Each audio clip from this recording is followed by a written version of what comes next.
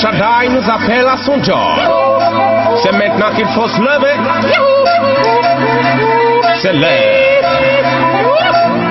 Le temps de la restauration. Le temps de la restauration, c'est votre émission de partage de la parole de Dieu sur la radio Watt FM. Oh Dieu, ton amour ne change pas. Le temps de la restauration sur la 100.8 Watt FM avec le pasteur Prosper Tchetga. C'est pas ce qui est visible qui fait de l'arbre l'arbre. Ce n'est également pas ce qui est visible de l'immeuble qui fait de l'immeuble l'immeuble. C'est ce qui est caché.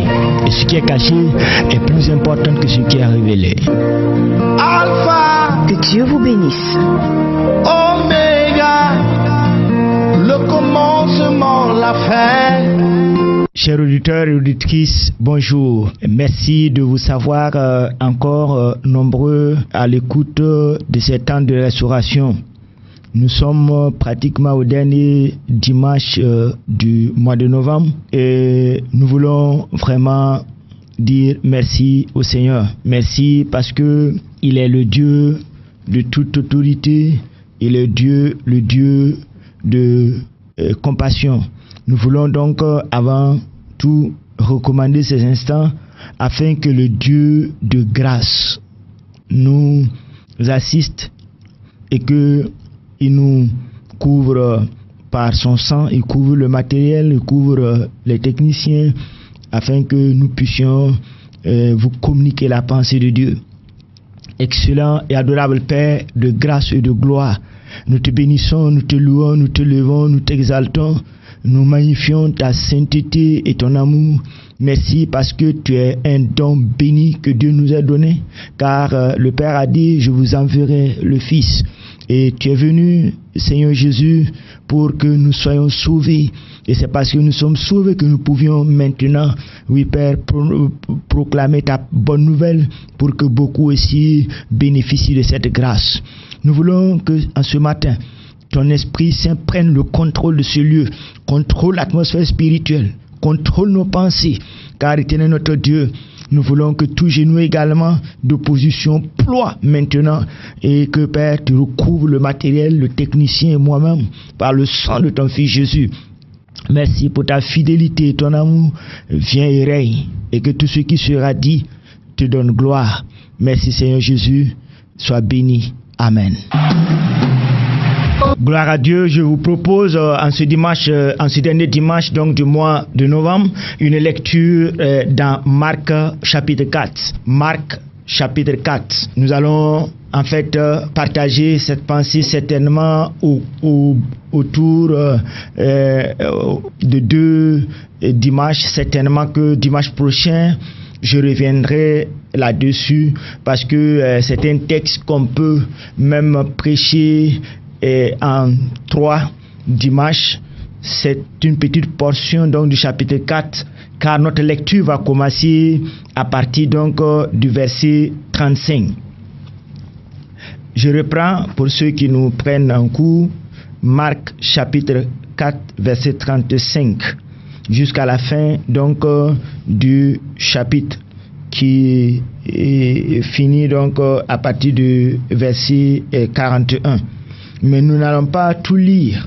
Nous allons lire une partie. Comme je l'ai dit, certainement que nous allons prêcher sur ce texte pendant au moins 2 à 3 dimanches. Tout dépendra de la conduite donc de l'Esprit de Dieu. Je vous lis le passage dans son entièreté avant de faire son découpage. Le titre que donne ma Bible, la version La Vie Nouvelle, dit ceci: Jésus calme la tempête. Ce jour-là, le soir venu, Jésus leur dit: passons sur l'autre rive.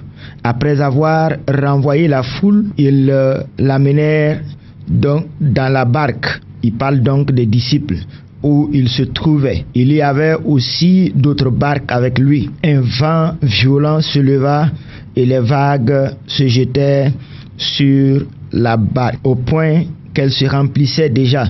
Et lui, il dormait à l'arrière sur le coussin. Ils le réveillèrent et lui dirent: Maître, cela ne te fait rien que nous soyons en train de mourir? Il se réveilla, verset 39. Il se réveilla, menaça le vent et dit à la mer, silence, tais-toi. Le vent tomba et il y eut un grand calme. Puis il leur dit, pourquoi êtes-vous si craintifs? Comment se fait-il que vous n'ayez pas de foi? Ils furent saisis d'une grande frayeur et ils se disaient les uns aux autres, qui est donc cet homme? Même le vent et la mer lui obéissent. Amen.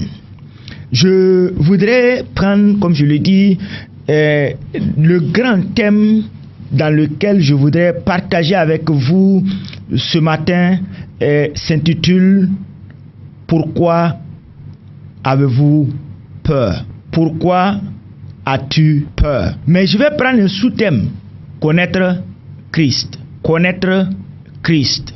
En d'autres termes, nous pouvons dire qui est Christ pour toi. Vous allez vous poser certainement beaucoup de questions. Pourquoi un grand thème? Pourquoi as-tu peur? Et un sous-thème, qui est Christ pour toi? Gloire à Dieu. La Bible nous dit, dès le verset 35, il nous fait le récit où Christ, après avoir opéré, après avoir enseigné, se propose donc de nous venir donc en aide. Et après avoir, je dis bien opéré par des signes de miracles, il a décidé de changer de lieu. Et donc, ils vont, ce sont pas les disciples qui ont invité Christ à aller de l'autre côté. Le texte nous dit expressement que il se mit de nouveau il dit que Jésus, le soir venu, leur dit, passons à l'autre rive, c'est-à-dire passons à l'autre côté. Ce qui veut dire de façon simple qu'ils devaient quitter un point A vers un point B.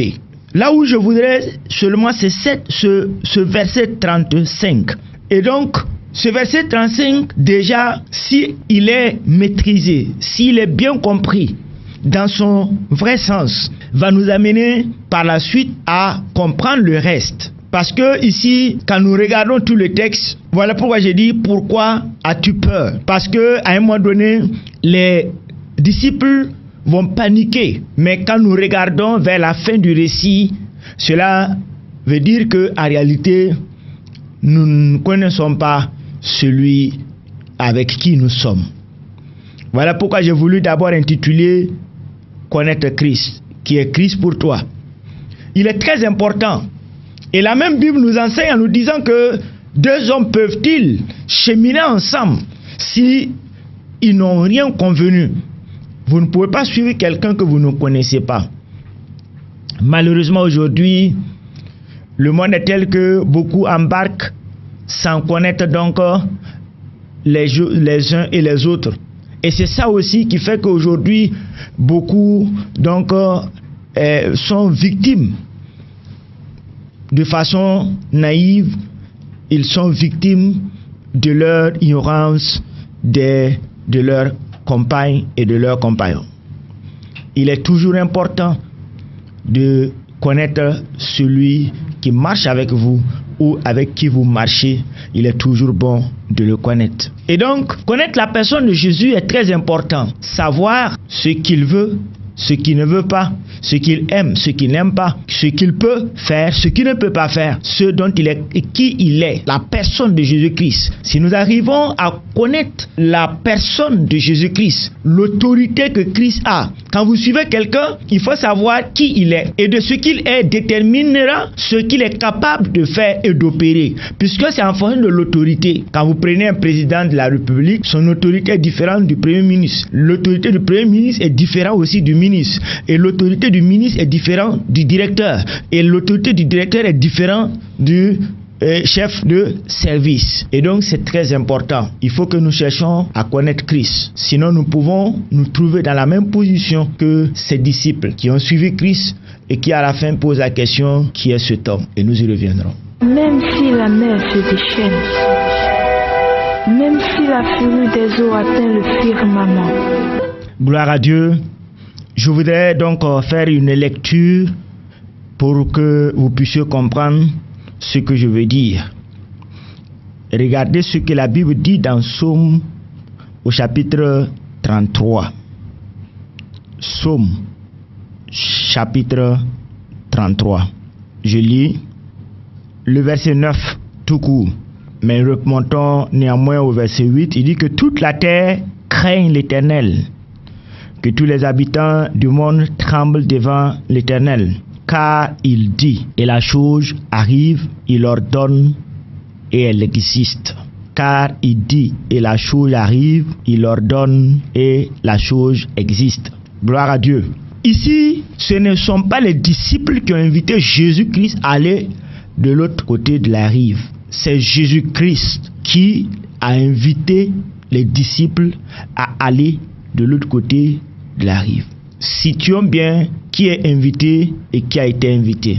Connaître la personne de Christ au travers de ce que j'ai lu veut dire que, comme je venais tout juste de dire, que le président a une certaine autorité différente de l'autorité du Premier ministre, et etc.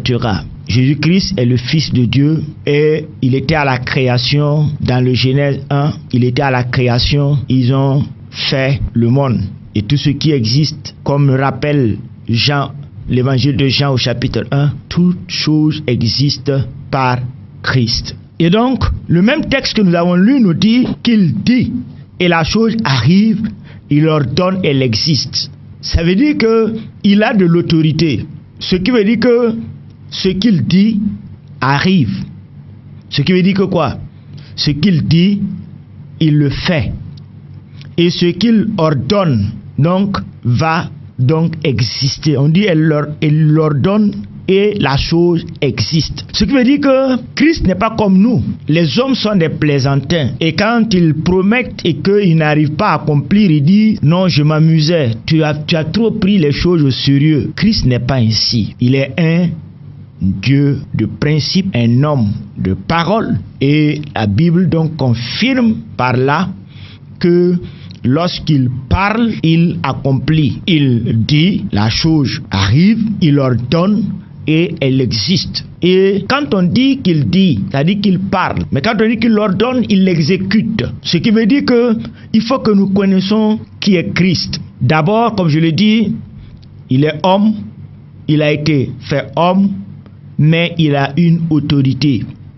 Et il n'est pas comme l'homme totalement, en ce sens que l'homme promet et n'est pas capable, pas qu'il ne veut pas souvent, mais il n'est pas capable de s'exécuter. Et l'homme également est très variable. Il est très changeant, mais le Dieu de grâce n'est point changeant. Voilà pourquoi le livre de Jacques nous dit qu'en lui, il n'y a point de changement ni ombre de variation. Je voudrais dire que dans tout ce que nous faisons, dans toutes nos entreprises, il faut que nous sachions qui est Christ. Il faut que nous sachions également à quelle place le placer ou le mettre. Et cela est très important. Et je voudrais dire que dans ce que nous faisons, il faut que nous invitons Christ. Et si nous invitons Christ, laissons-lui donc conduire les choses. Parce que il faut que nous sachions faire la classification des choses. Est-ce que dans ce que je vais entreprendre, Christ sera avec moi? Est-ce qu'il va agréer? Est-ce qu'il va souscrire à ce que je veux entreprendre? Oui ou non? Est-ce que ça entre en ligne de compte de ses objectifs, de sa vision pour moi? Est-ce que ça entre également en ligne de conduite dans ce qu'il a réservé pour moi? Quand je parle de moi, je parle bien sûr de vous tous. C'est-à-dire que je me mets à la place de chacun pour dire, est-ce que ce que je veux faire donnera gloire à Christ? Est-ce que Christ serait d'accord dans ce que je veux faire? Est-ce qu'il est prêt à marquer son accord dans ce que je veux entreprendre?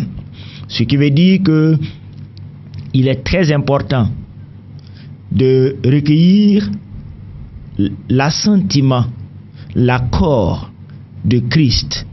Mais encore faut-il que nous développions ce qu'on appelle une relation intime avec Christ. C'est dans cette relation intime que nous pouvons nous connaître. Vous ne pouvez pas rencontrer quelqu'un et commencer déjà à l'assaillir de questions. Vous ne pouvez pas rencontrer quelqu'un et commencer à dire: décline-moi ton identité, qui tu es, nom, prénom, âge, lieu de naissance, situation matrimoniale. Non. Et même savoir qu'est-ce qu'il fait, quelle est la dimension de son autorité. Est-ce qu'il peut faire ça, tu peux faire ça, tu peux pas faire ça? Non. Mais comme Jésus-Christ même l'a dit, l'ouvrier ne connaît pas ce que son maître fait, mais l'ami connaît ce que son ami fait. Ce qui veut dire que nous connaître Christ, il faut que nous cherchions à connaître sa personne, à cultiver une relation d'amitié et non pas une relation de patron à ouvrier ou de patron à travailleur. Non. Nous avons voilà pourquoi il y a des termes en anglais que j'aime. Ils font la différence entre des gens qui suivent, qu'ils appellent followers, et de ceux-là qu'ils appellent en réalité disciples. C'est-à-dire ce que nous appelons disciples, qui est différent. L'autre terme veut dire des gens, des suivistes. Les followers sont des gens qui suivent quelqu'un, mais qui ne le connaissent pas. L'anglais est plus profond dans ces termes. Et donc, il y a deux catégories. Il y a ceux qui suivent Christ et il y a ceux qui, en réalité, sont disciples de Christ. Mais, à lire ce passage, nous dirions que ici, ces gens n'étaient pas vraiment des disciples d'abord. Ils étaient en devenir. Voilà pourquoi ils étaient des suivistes. Ils suivaient Jésus. Ils l'ont vu opérer beaucoup de miracles, mais en réalité, ils ne le connaissaient pas. Et la fin du texte nous le dit. Ils se posent eux-mêmes la question: qui est cet homme à qui même le vent obéit? C'est très important. Cherchons à connaître Christ. Et chercher à connaître Christ veut dire que chaque jour, nous devons cultiver, comme je l'ai dit, une relation intime et profonde avec Christ. En quoi faisant?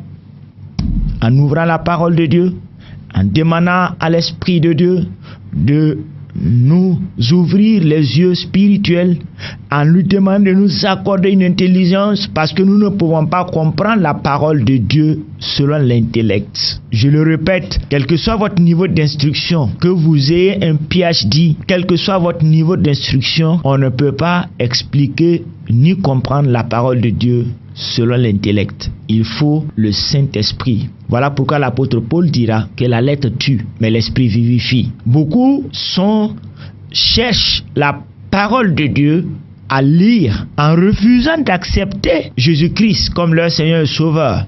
Parce qu'ils ont entendu que au travers certainement des livres de psaumes, à travers la Bible, on peut trouver des solutions, mais en réalité, c'est la lettre, mais la lettre n'opère pas. La Bible dit que la lettre va vous tuer. C'est pas la mort physique qui est importante, c'est la mort spirituelle qui est plus dangereuse, du moins, je veux dire. Et donc, il faut que nous cherchions chaque jour, au travers de la parole de Dieu, à connaître la personne de Jésus-Christ. Une fois de plus, j'ouvre une parenthèse pour dire à tous les auditeurs et auditrices que Jésus-Christ n'a pas commencé à exister à partir de sa naissance. Non, j'ai dit non, parce que l'évangile de Jean nous dit expressément au chapitre 3 que Dieu a tant aimé le monde qu'il a envoyé. On n'envoie pas quelqu'un qui n'existe pas. Quand on envoie quelqu'un, c'est que la personne existe. Quand j'appelle, je ne peux pas appeler et dire je vais t'envoyer telle personne, si elle n'existe pas, ça veut dire que Christ existait déjà avec le Père. Et donc, il a décidé de l'envoyer en mission. Et comme on le dit, chaque chose a ses principes, les lois, chaque chose a ses lois. Et Dieu même reconnaît que la planète est la terre des hommes. Et donc, on ne peut pas opérer sur la planète des hommes par l'esprit. Ce n'est pas possible. Voilà pourquoi que Satan utilise des hommes pour opérer. Dieu aussi utilise des hommes pour opérer. Ils ne peuvent pas, parce que ce sont des esprits. Ils n'ont pas droit d'opérer sans passer par quelqu'un. Et donc c'est très important, il faut que nous le comprenions. C'est une parenthèse que j'ouvre pour dire que Christ a existé bien avant sa naissance. Et donc il opérait déjà. Et comme Dieu est esprit, il était esprit, et actuellement il est toujours esprit, parce que il était esprit, il s'est fait chair, il a rendu à la terre ce qu'il devait rendre, il est retourné en esprit. Voilà pourquoi, dans cette même parenthèse, je veux dire que voilà pourquoi quand les chrétiens parlent de la vie après la mort, c'est une réalité. Oui, c'est une réalité. Donc c'est très important. Je voulais situer pour que nous puissions nous comprendre. Il faut savoir que en réalité, Christ, il faut que nous puissions le connaître en parcourant la parole de Dieu pour savoir en réalité qui est cet homme, qui est Jésus-Christ. Si nous arrivons à le connaître, cela va beaucoup estomper, pour ne pas dire réduire au grand maximum notre peur. Parce que le monde vit dans une peur atroce. Et les gens, chaque jour que le soleil se lève, ils vivent dans l'inquiétude, dans le doute, dans la peur. Et quand nous regardons certaines maladies se développer aujourd'hui, que les médecins même n'arrivent pas à comprendre, parce que en tant que pasteur, je rencontre beaucoup d'hommes, de femmes qui viennent et qui ont besoin de l'aide de Dieu. Et quand vous les voyez, certains même viennent déjà avec des examens. Ils ont fait beaucoup, ont fait des échographies, des radios et même certains l'IRM, mais ils souffrent, mais aucun résultat ne signale quoi que ce soit. Chaque fois ça sort négatif, mais pourtant la personne souffre. Ce qui veut dire que il faut que nous comprenions que le spirituel est plus important que le physique. Et que nous comprenions que seul Christ est capable d'opérer dans certains domaines que le monde naturel ne peut pas opérer. Mais encore faut-il que nous puissions connaître qui est Christ. La dimension, la largesse, la profondeur de son amour et de cet amour, ce qu'il est capable de faire pour nous. Parce que à lire cette parole, Jésus-Christ dit « passons ».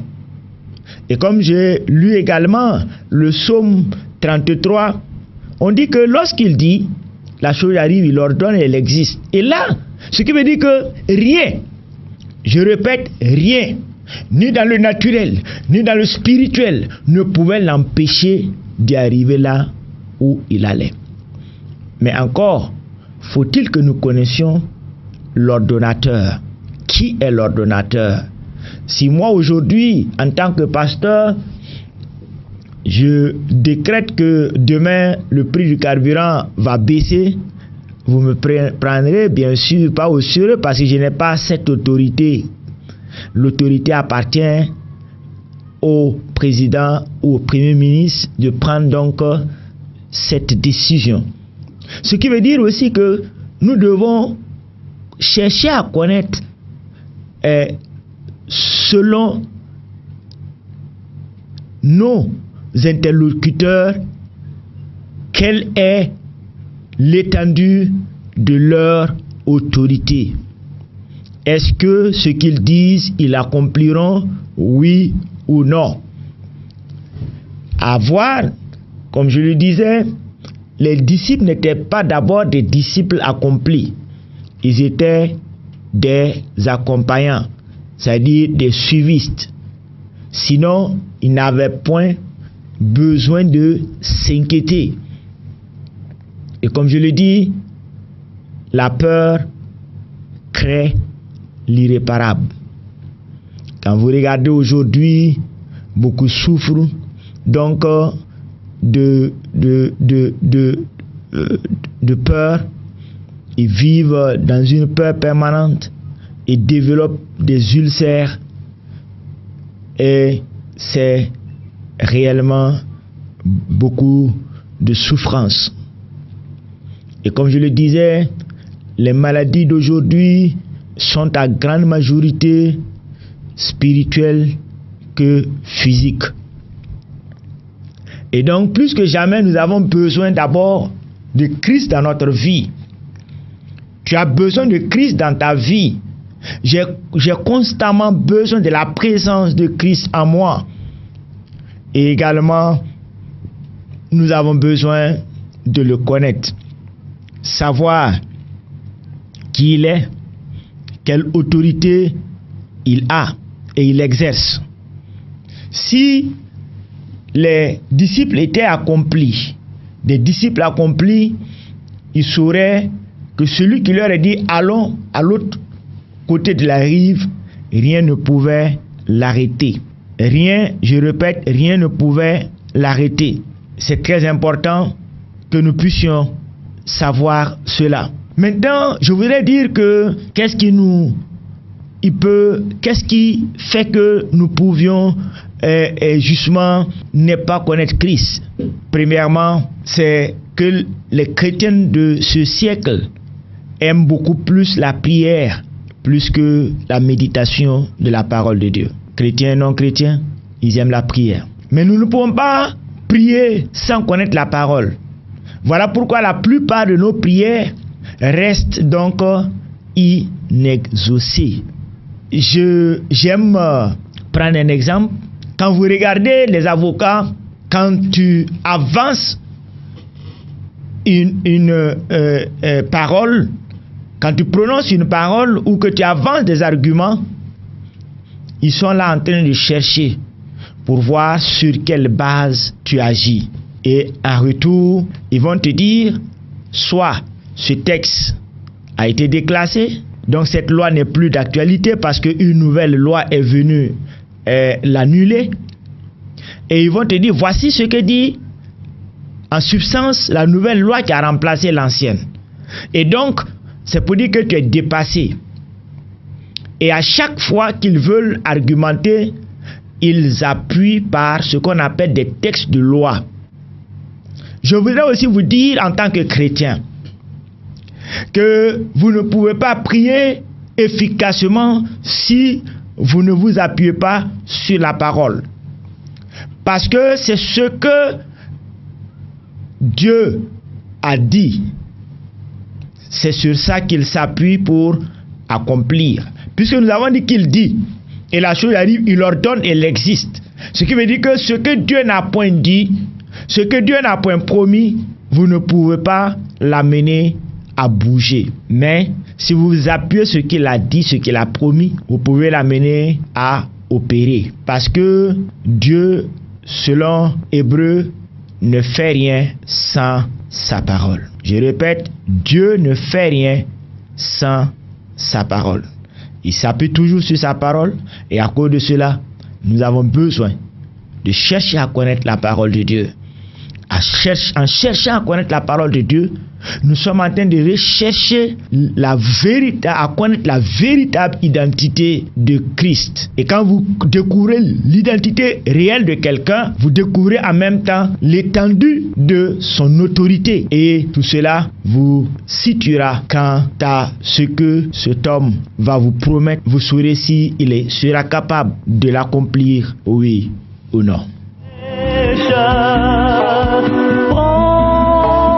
Chers auditeurs de la 100.8, merci d'être toujours fidèles Et nous poursuivons. Il faut que nous puissions connaître Christ dans toutes ses dimensions. Si vous êtes malade, qu'est-ce que la parole de Dieu dit par rapport aux problèmes de maladie? Si vous traversez des difficultés, qu'est-ce que la parole de Dieu nous enseigne par rapport à cela? Quelle que soit la situation dont vous faites face, la Bible apporte beaucoup de solutions. Et donc, puisque l'évangile de Jean au chapitre 1 nous dit que Christ est la parole, voilà pourquoi j'ai dit nous devons chercher à connaître Christ. Christ lui-même est la parole, et la parole vivante. Et donc, il faut que nous puissions prier selon la parole. Il faut également que nous puissions nous appuyer sur la parole pour pouvoir opérer. Comme je l'ai dit, c'est comme le technicien qui est devant moi.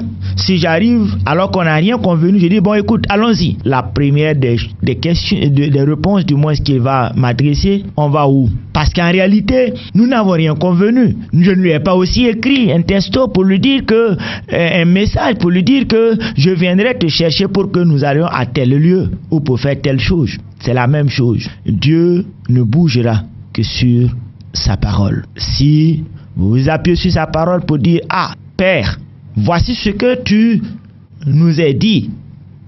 Et donc, sur ta parole, je voudrais te demander de réaliser telle et telle chose. Cela est très important. Voilà pourquoi, de la même manière, lorsque la Bible nous raconte donc la pêche miraculeuse, la Bible nous dit que les pierres ont passé toute la nuit avec leurs amis à pêcher toute la nuit, mais ils n'ont pas connu de résultat. Mais la Bible nous enseigne que lorsque Christ est arrivé, il a dit à Pierre de jeter le filet. Il était hésitant, mais avant de jeter, la Bible est une Bible de détails qui est très importante. Il va dire, moi en tout cas, je n'ai pas foi en moi-même. Je ne voudrais plus me fatiguer à jeter parce que je pêche depuis longtemps et toute la nuit j'ai pêché, je suis fatigué. Mais avant de jeter le filet, il dit, Seigneur Jésus, c'est ta parole. Parce que quant à moi, à ma parole, je ne crois rien plus parce que j'ai tout essayé. Mais il va dire, c'est ta parole. Puisque tu as parlé, je vais voir si effectivement il y a de l'autorité dans ta parole ou pas.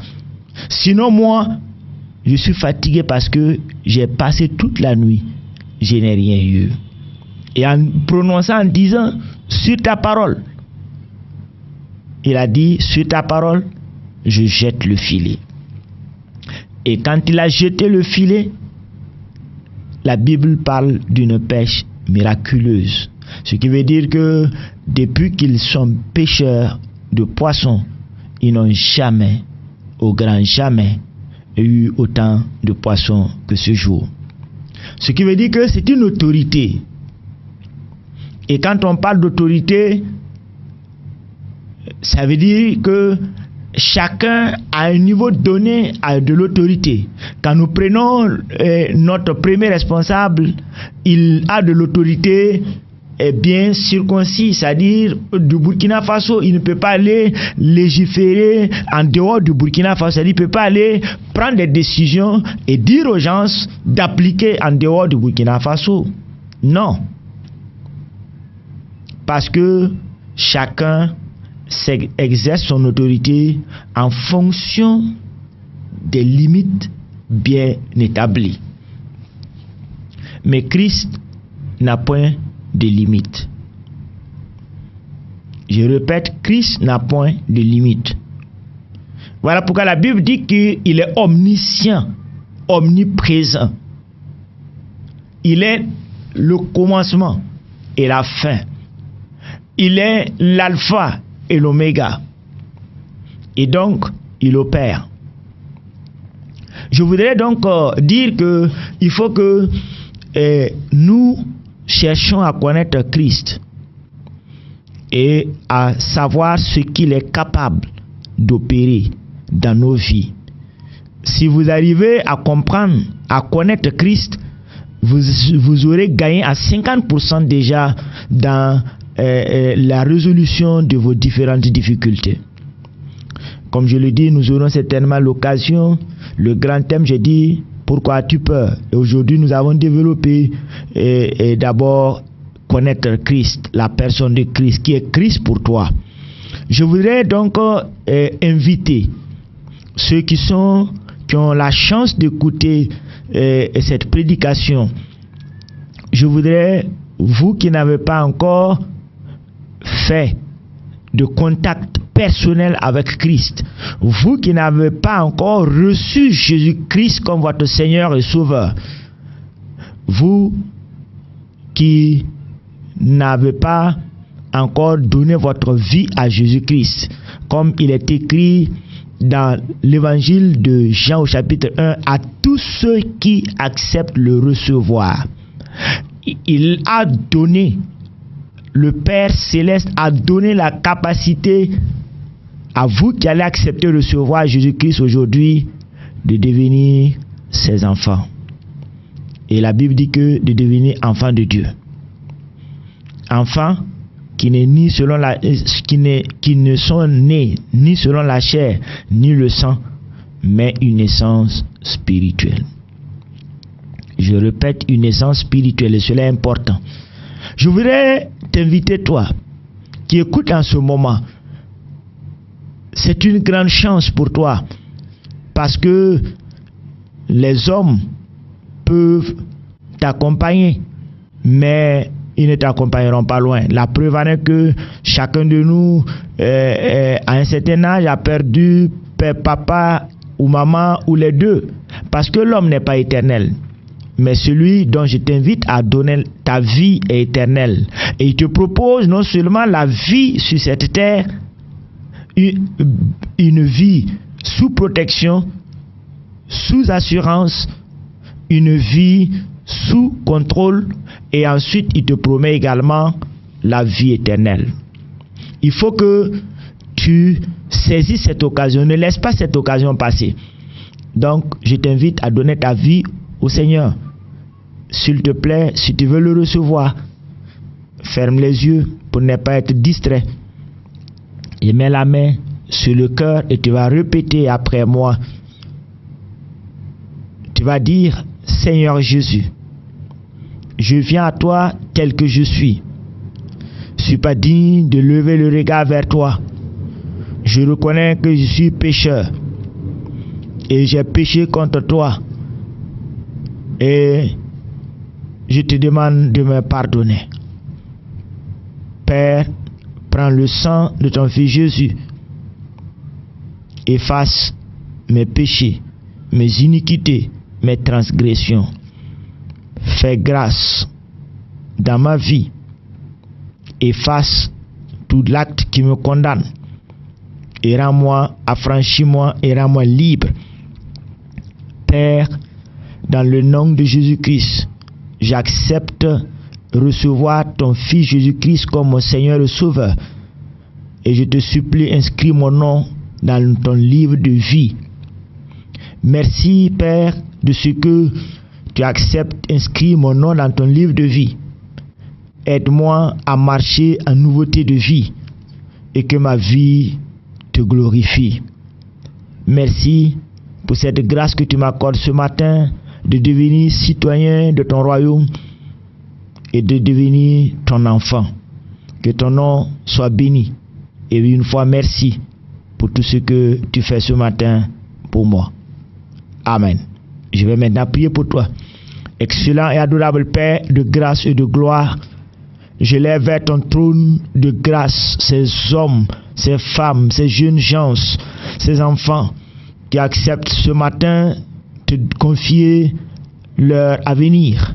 Je prie, ô Dieu de grâce, que tu les entoures de ta protection par devant et par derrière. Tu les caches sous toi le rocher des âges et que tu les couvres comme la poule couvre ses petits et ses œufs, et garde-les soigneusement, Seigneur, dans le creux de ta main, car nous savons que dans le creux de ta main, nul ne peut les ravir. Et Père, je prie que tu les fortifies.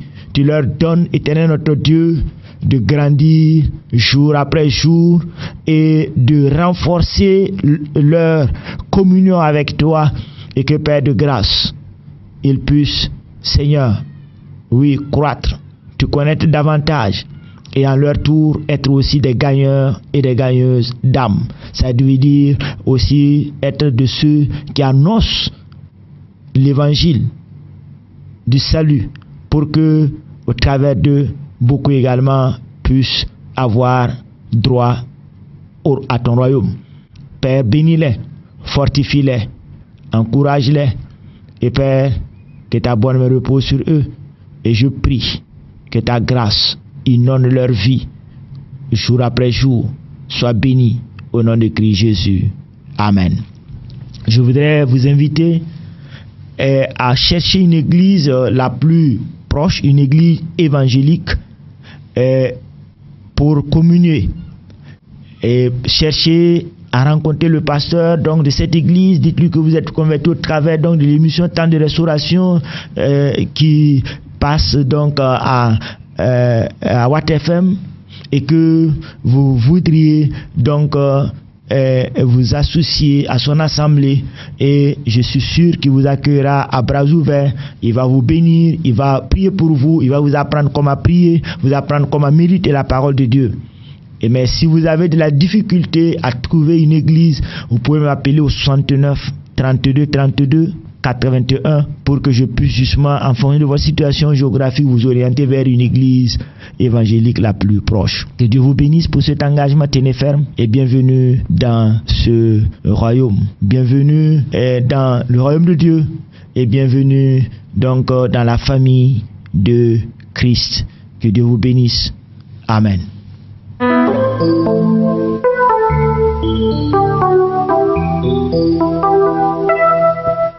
Maintenant, je voudrais justement t'inviter, toi, aujourd'hui, qui ne te sens pas. Tu vas commencer à mettre ta main sur la partie qui te fait mal. Et tu vas commencer à prononcer en disant: douleur, maladie. C'est une menace, hein, donc élève la voix. Douleur, maladie. Tu n'as plus le droit, ton temps de location est terminé. Tu n'as plus le droit de résider en cette partie de mon corps. Parce que la parole de Dieu déclare que par les meurtrissures de Jésus-Christ, je suis guéri. Et que ce mal-là qui m'a touché, Christ l'a déjà porté à la croix. Donc tu es un menteur. C'est par ignorance que je t'avais accepté dans mon corps. Je t'ordonne maintenant, quitte mon corps, car Christ t'a déjà vaincu et a payé le prix. Je ne marchande pas avec toi. Je proclame que par les meurtrissures de Jésus-Christ, je reçois la guérison, et que maintenant l'esprit de vie maintenant pénètre en cette partie de mon corps, et que maintenant, maladie, je t'arrache de mon corps, que le feu de Dieu te consume à la racine, et je proclame ma guérison totale au nom de Jésus-Christ. Je ne suis plus malade. Je ne suis plus malade. Amen. Certainement qu'après cette prière, vous allez, certains vont sentir la guérison spontanée, mais certains vont sentir toujours un mal.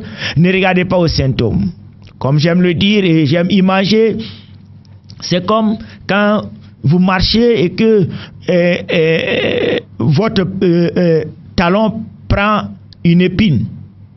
Vous tirez, mais et une partie est restée. Vous pouvez demander à quelqu'un d'utiliser un instrument pour extraire, mais après avoir extrait, même s'il va jusqu'à enlever le restant de l'épine, sachez que durant toute la journée, vous sentirez toujours le mal. Mais pas pour autant que vous allez continuer, parce que il a été extrait. Je répète, il a été extrait. Donc, et même vous a été présenté même. Mais vous allez toujours sentir souvent quelques douleurs. N'ayez pas peur. Je répète, n'ayez pas peur.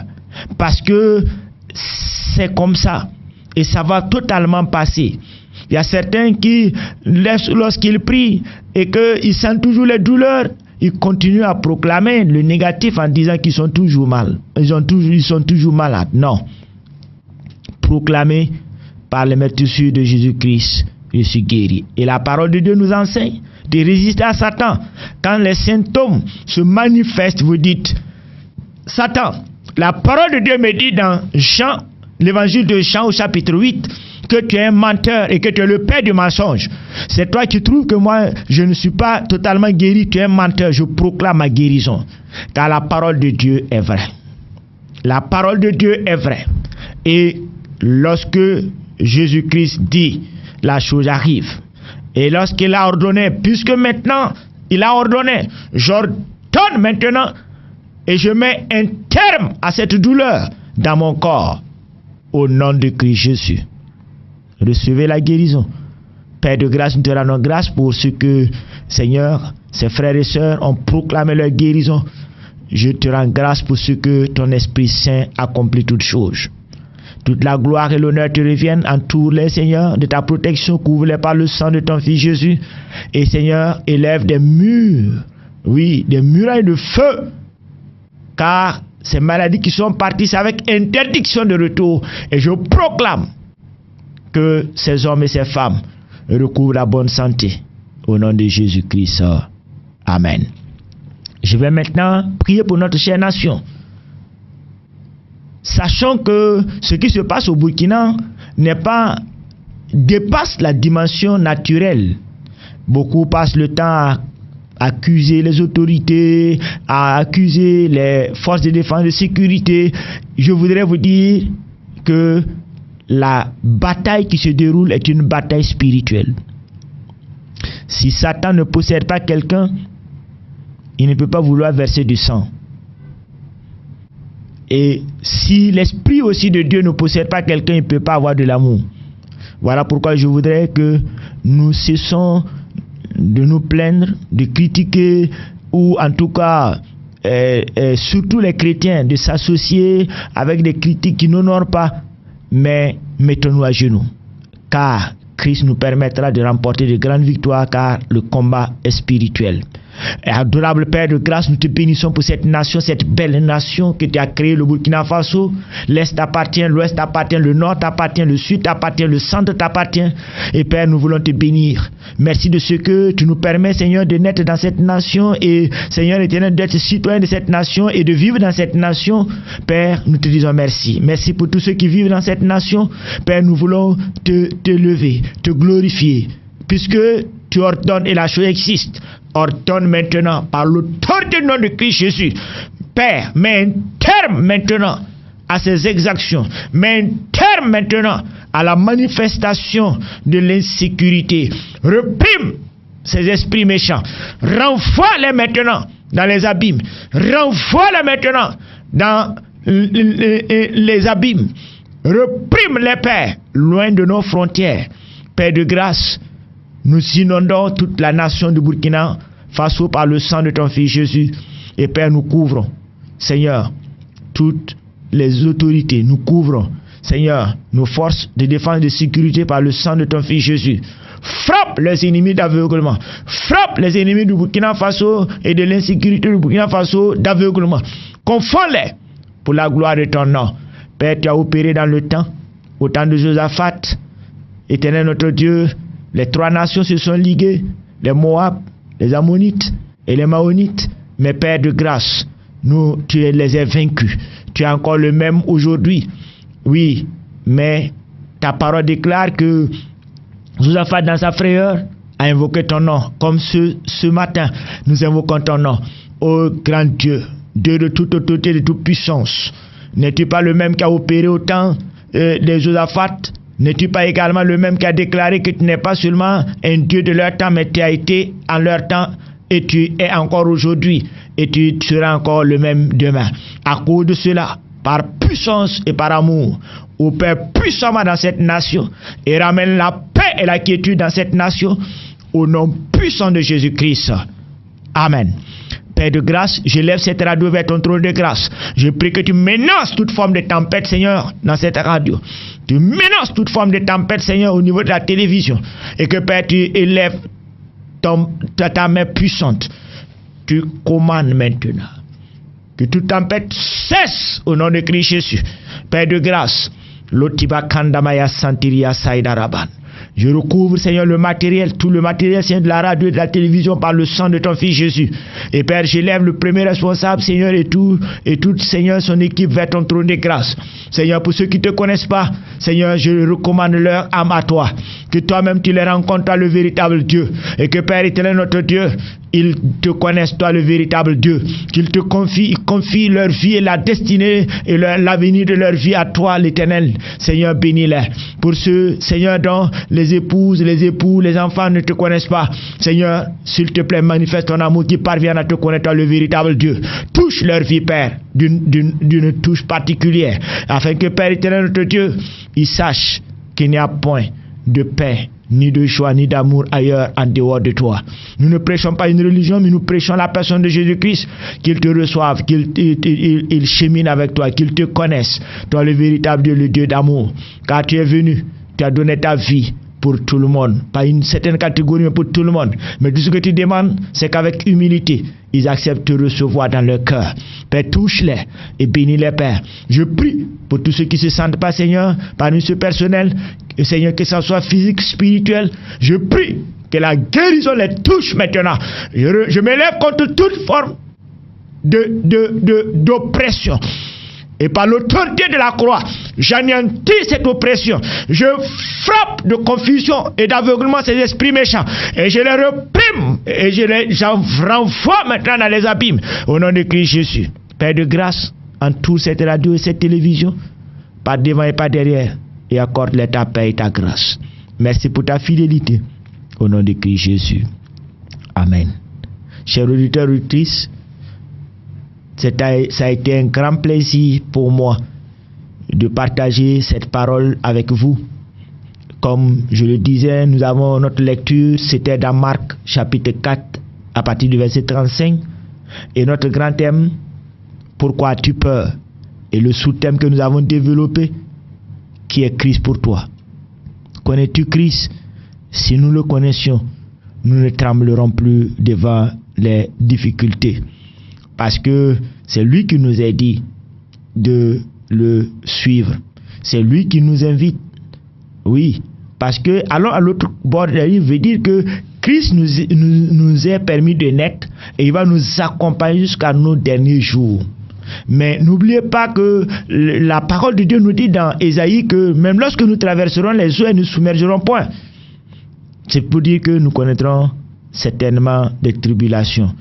Mais cela ne nous empêchera pas d'arriver à là où Jésus-Christ veut que nous y arrivons. Mais nous-mêmes, nous pouvons être obstacles. Mais sinon, l'extérieur ne peut pas nous empêcher. Pour cela, je vous remercie pour votre fidélité. Que le Dieu de grâce vous bénisse.